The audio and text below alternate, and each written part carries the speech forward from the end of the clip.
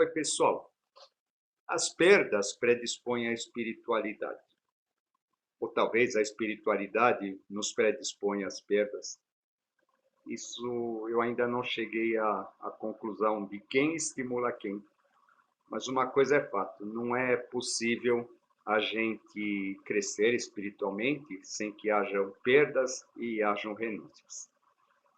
Quando a gente estuda os circuitos neurais, a gente vê que o quarto circuito, que é o circuito da morte, é aquele responsável por ancorar a tríade superior, ou começar o trabalho de ancorar a tríade superior na gente. Isso daí acaba ficando mais claro. Comigo, essa questão não foi diferente. De perdas em perdas, eu fui sendo empurrado no meu caminho. Até que chegou no momento em que eu achava que eu tinha o caminho e até o caminho me foi retirado. Então, de repente, eu caí numa desolação profunda. E no momento em que a gente cai numa desolação profunda, existem duas possibilidades. Ou a gente se vitimiza, ou a gente vira a página e parte para outra. E foi o que eu fiz. Acabei, então, abandonando o meu modo de vida, acabei abandonando o lugar onde eu estava, as pouquíssimas pessoas que restaram, e vim parar aqui no interior, morar numa chácara, que era o meu sonho, num lugar onde ninguém me conhecesse e onde eu não conhecesse ninguém também. E ficar isolado um bom tempo aqui no meio do mato, criando galinhas, criando patos, observando a natureza, e assim aconteceu. Enquanto eu observava as galinhas, observava os patos, eu achava bastante interessante o quanto eles tinham de comportamento parecido com os humanos, ou os humanos tinham comportamento parecido com eles. Né? As galinhas com a histeria delas, nervosismo, ansiedade constante. Né? As patas já alguma coisa assim mais calma, mais tolerante. As patas elas são muito mais afetuosas do que as galinhas. Né? Isso a gente percebia no momento de preparar o ninho. Né? As galinhas elas preparam os ninhos ansiosas e vão derrubando toda a palha, ao passo que as patas elas vão tirando as penas do próprio peito, deixando aquele ninho bem fofinho, assim, dá vontade até da gente deitar lá. Né? Isso daí começou a mexer comigo, sabe? Naquela época eu estava começando o estudo dos circuitos neurais e comecei a fazer essa comparação entre gente e bicho e entre bicho e gente. Até que um dia apareceu um cachorrinho, um vira-latinha. Um vira-latinha que era pele, osso, pulga, carrapato e vermes. Uma barriga enorme de vermes. E ele acabou entrando. Acabou entrando e acabou se transformando um membro da família. O Kiko ele era muito inquieto, ele era muito inteligente, né? E como ninguém nasceu para viver sozinho, logo eu tratei de arrumar uma companheirinha para o Kiko, né? E a companheirinha acabou aparecendo e eles se deram muitíssimo bem, né? Tão bem a ponto de que ela ficou prenha num determinado momento. E aí, como eu tinha aquela crença de que a placenta cura o câncer, evita que os animais tenham esse tipo de coisa, né? Eu peguei e deixei a Pepa dar cria, e assim aconteceu. Da cria da Pepa vieram mais 7 cadelas, né? E vamos lá, né? Depois apareceu o Dagoberto, que é esse pequenininho que vocês veem aí na tela. E o Dagoberto, ele era muito menorzinho que elas. Eu achava que eu não tinha, não corria perigo, né? Até que eu subestimei a força da natureza, a força do instinto, e por conta da crença da placenta e por conta do Dagoberto, eu acabei ficando com 30 cachorros. Dos 30 cachorros eu consegui doar 7, restaram-me 23, e falei assim, bom, agora é hora, né? Vamos fazer o quê? Vamos assumir o nosso erro e vamos aprender com isso, né? O que eu achei muito interessante, né? Apesar do desespero, sabe? A gente pode falar assim, ó, imediatamente já houve uma lição logo de cara a aprender. É a lição do desapego, sabe? Eles destroem tudo, né? Então, ó, vai, tudo bem, era uma meia. Uma meia não é algo tão importante assim. Oh, é um chinelo não é tão importante, é um cadarço de tênis, é uma vela de altar, é um sofá, né? Aos poucos as coisas elas iam assim, elas iam saindo do controle, né? E nessa saída de controle eu não tinha outra saída, né? Eu tinha que me controlar, aprender a não me controlar, na verdade, né? Tinha que aprender a conviver com aquilo, né? Um processo, como eu disse, bastante interessante a princípio. E depois a questão deles me fazerem prestar atenção muito nos instintos mamíferos. E a gente percebeu quanto nós somos mamíferos em instinto, o quanto a humanidade ela carrega dentro de si ainda essa programação da natureza tão forte que faz com que as pessoas acabem agindo de determinadas maneiras sem perceber. Aquelas pessoas que se acham superiores, se acham elevadas, se acham espiritualizadas, o quanto elas se portam muitas vezes como os animais se portam. É extremamente interessante a gente perceber isso, né? Em momentos determinados, na época eu estava trabalhando no mundo corporativo, e eu via a questão de feiras e congressos, né, e os líderes. Nossa, aquilo era totalmente o mundo animal, era totalmente o mundo que eu vivia, né, com os meus bichos. Onde aquele que se julga o macho alfa, ele se vê no direito de que tudo seja da vontade dele, ele quer controlar tudo e todos, ele mantém os outros sob em estado de medo. Aquele que tem o medo entre os cachorros, o cachorro mais medroso é o que late primeiro, né? Ele tem uma utilidade fantástica. E a gente percebe na sociedade quanto não fazem isso com as pessoas. A partir do momento que nos mantém nos medos, a gente vai latindo primeiro, né? E conforme a gente vai latindo primeiro, aqueles que estão lá em cima, eles vão sendo avisados e eles vão tendo a certeza de que o local deles ou o poder deles está garantido. Isso foi um aprendizado fantástico.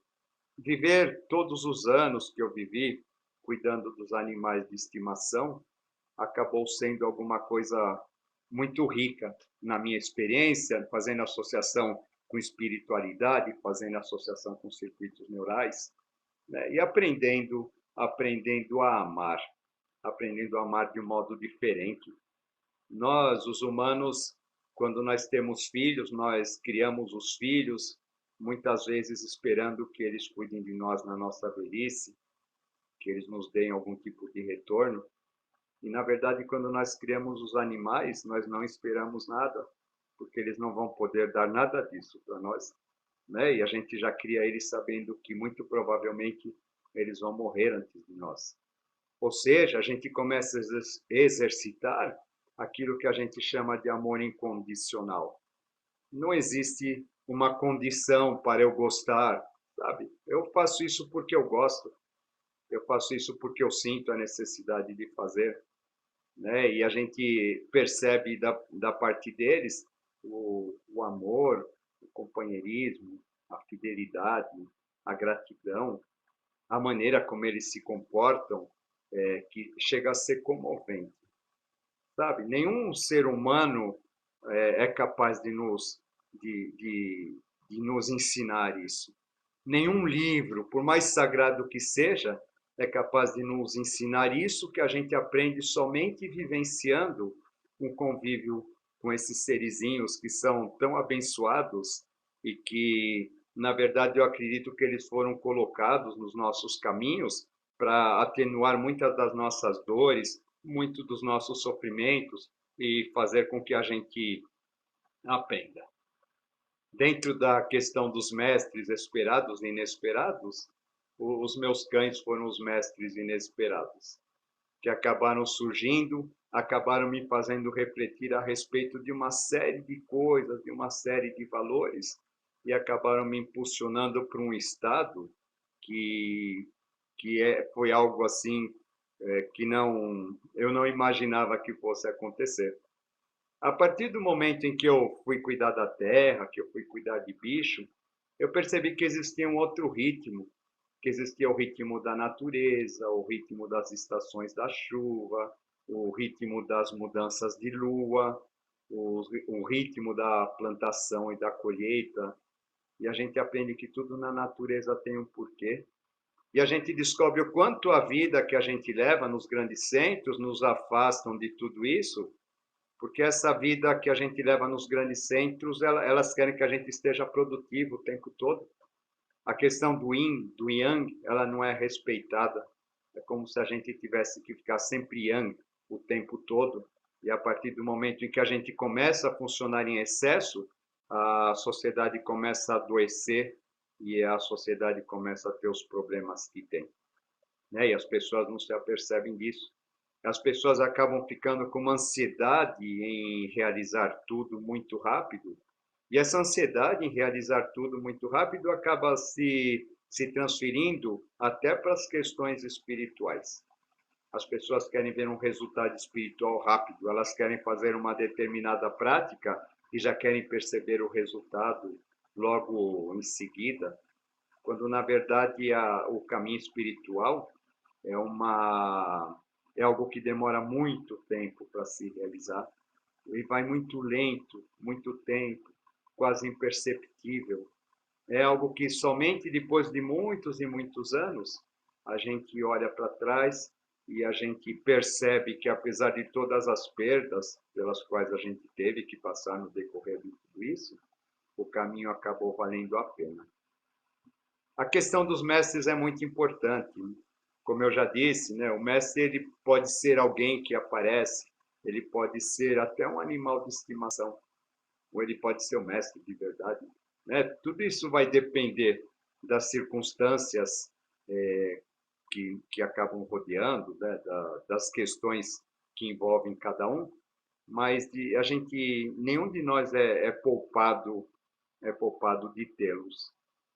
É extremamente importante que a gente perceba isso. Nós estamos sendo cuidados, nós estamos sendo orientados o tempo todo. Pela mônada, eu não sei. Pela divindade, eu não sei. Pelo plano invisível, eu não faço ideia. Mas é bastante rico que a gente compreenda que o próprio processo evolutivo ele funciona como impulsionador do nosso progresso espiritual. E tudo aquilo que é posto no nosso caminho existe por uma razão de ser, para que a gente, através daquilo, a gente se espelhe e a gente se reconheça. Isso acontece com as pessoas que estão à nossa volta, isso acontece com os nossos amigos, isso acontece com os nossos animais de estimação, e é algo extremamente importante que a gente compreenda que a gente está sendo o tempo todo cuidado, e a gente está sendo o tempo todo estimulado para que a gente possa atingir o nosso progresso e a nossa evolução.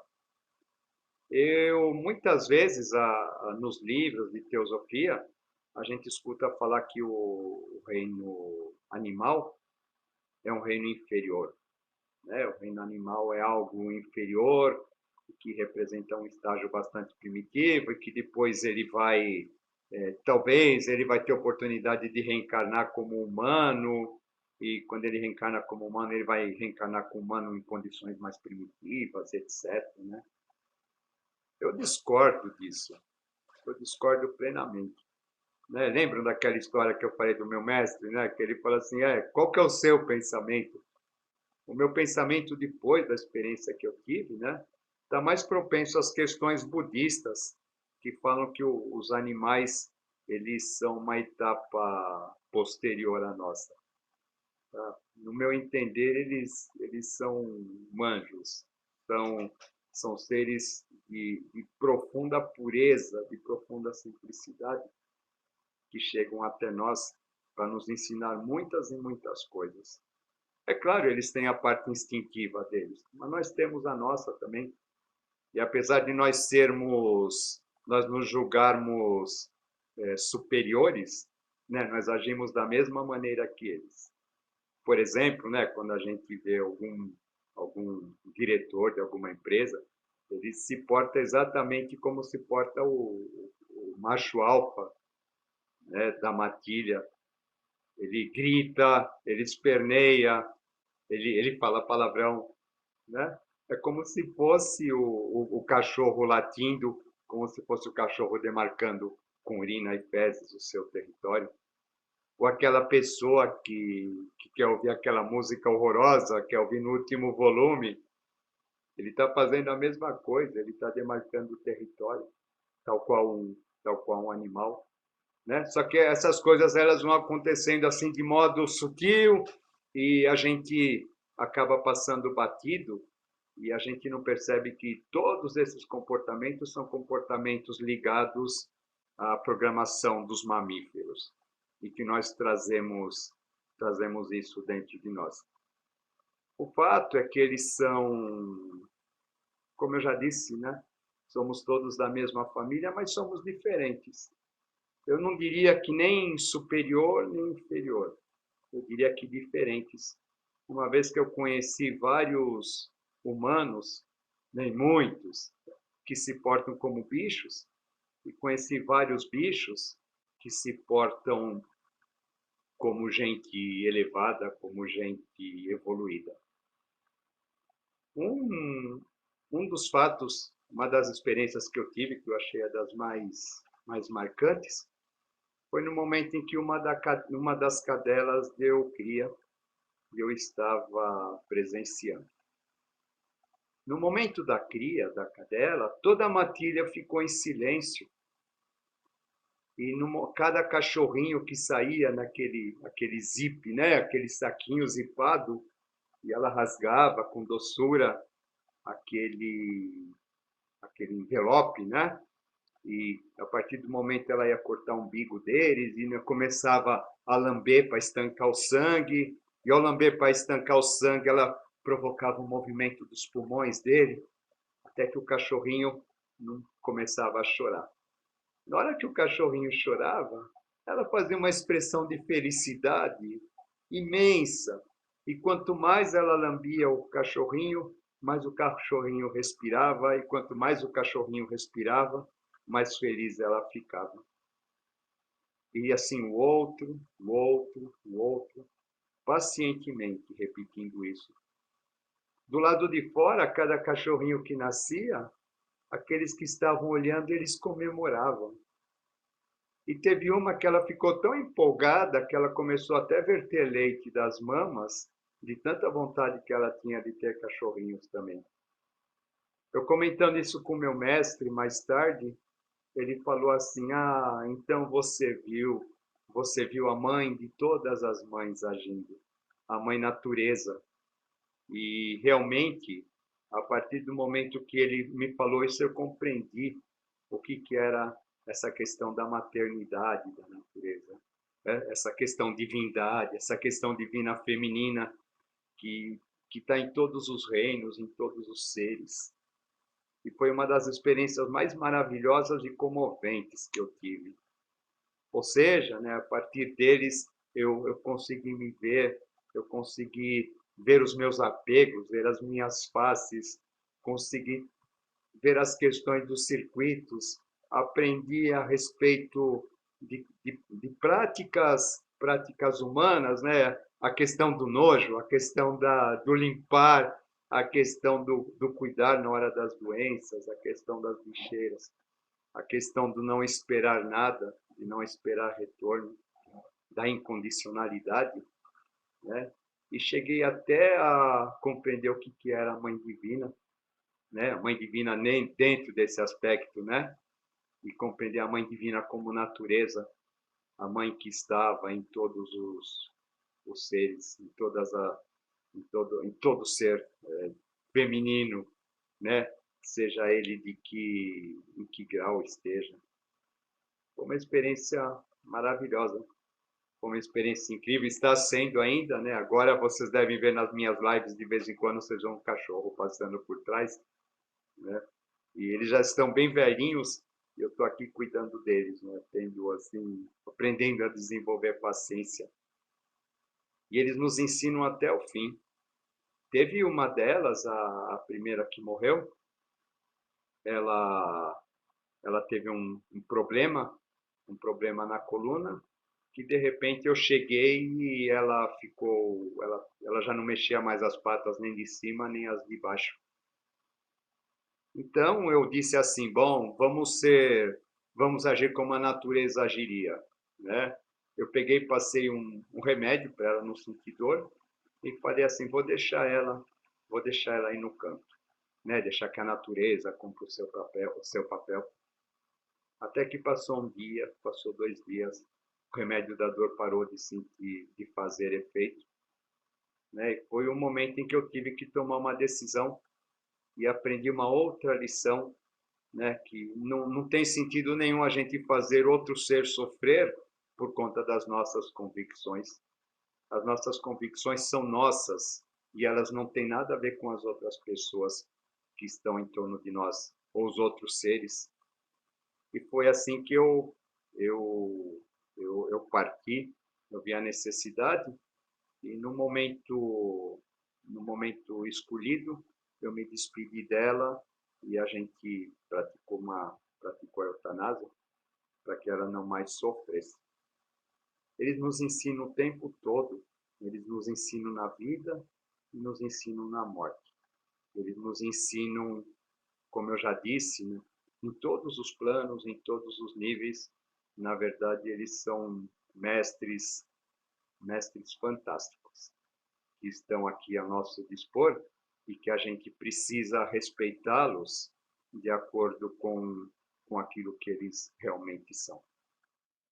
E era isso que eu tinha a lhes dizer, lembrando sempre que nem tudo aquilo que está contido no ensinamento dito oculto, esotérico, faz sentido na vida prática, uma vez que as cadelas que comeram as próprias placentas ao darem suas crias, acabaram morrendo de câncer. É isso aí, pessoal. Eles estão sempre nos ensinando, como eu já disse. Abração e até a próxima.